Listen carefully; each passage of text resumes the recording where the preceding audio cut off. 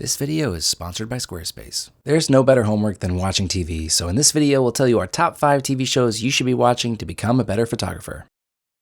Maybe the biggest distinction Mr. Robot has from other shows is the way the shots are composed.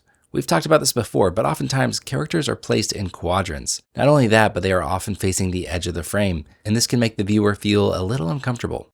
Oh, poetic. Traditionally, you'd want to give your subject looking room, but when they're facing the edge of the frame, it feels tight and constraining. And when placed in a lower quadrant of the frame, the characters have more headroom than you traditionally see. Combined, this composition style really gives an uneasiness and emphasizes disconnect between the characters. In an interview, cinematographer Todd Campbell explained, "In this story, you put him down in the corner of the frame so it feels like he can't escape.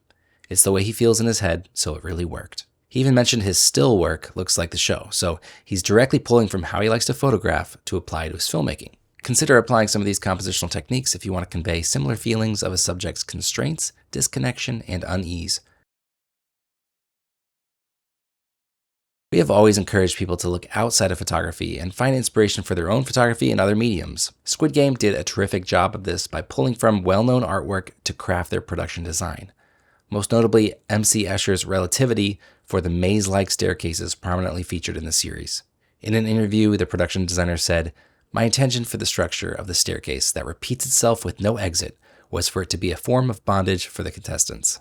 Utilizing the cartoonish pink and green hues was a nod to Korean school supplies and textbook illustrations from the 80s and 90s, which helps give it its own distinct look. And then again, in the dinner scene for the last 3 contestants, inspiration was pulled from Judy Chicago's art installation, Dinner Party. The production designer stated, "Rather than looking into the practices of referenced artists to draw any themes from them, I first outlined the themes for the production design of Squid Game and then referred to influences, images, and impressions from the artworks to express those themes." Think about how you could pull from and combine different references to create meaningful photography that feels unique to you.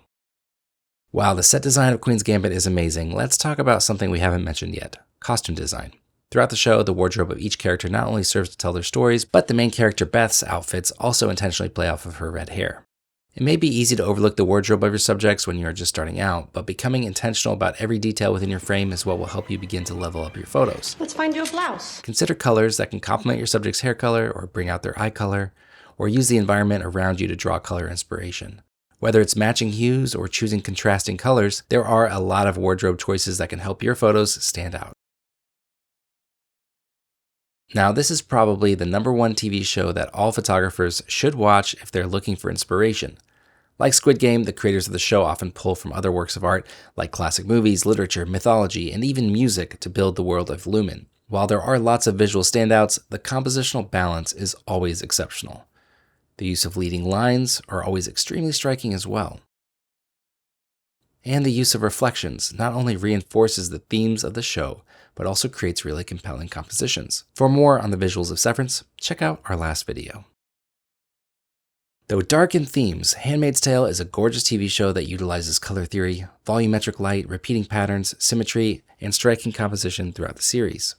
Intentional use of color as a device for storytelling is a tool every photographer should slap in their little toolbox, and Handmaid's Tale is a great place to find color theory inspiration. The uniforms that the handmaids wear are blood red, their faces are covered in pure white, the commanders wear a domineering black, their wives support a sedated blue, and the Marthas don an army green. Lighting is a key contributor to the moodiness of the show, and the volumetric light that pours through the windows of many scenes is a photographer's daydream. Seriously, someone getting Narav Patel on the horn. This lighting is bonkers. Throughout each episode, the scenes often utilize repeating patterns, bold symmetry, and compositions that stop you in your tracks. If you want your photos to do the same, take a page from the Handmaid's Playbook. There's no better place to show off your work and attract new clients than with the Squarespace website. Using the new Design Intelligence feature on Squarespace makes the process of starting from scratch super fast and simple. You don't know where to start with filling out the content of your site? Design Intelligence gives you a huge head start. You can then try out different color themes and fonts and instantly see how your site will look. Or you can get started with a wide variety of professionally designed website templates and then make it your own. And when you're ready to book clients, you can easily create professional proposals, estimates, and contracts to make it all official. You can then invoice your clients and accept payments from ACH Direct Debit, Klarna, Apple Pay, and more. Head to squarespace.com/mangostreet for a free trial. And when you're ready to launch, use the code MangoStreet at checkout to save 10% on your first purchase of a website or domain. That's all for this video. What TV shows inspire your photography? Let us know in the comments below. We'll see you in the next one.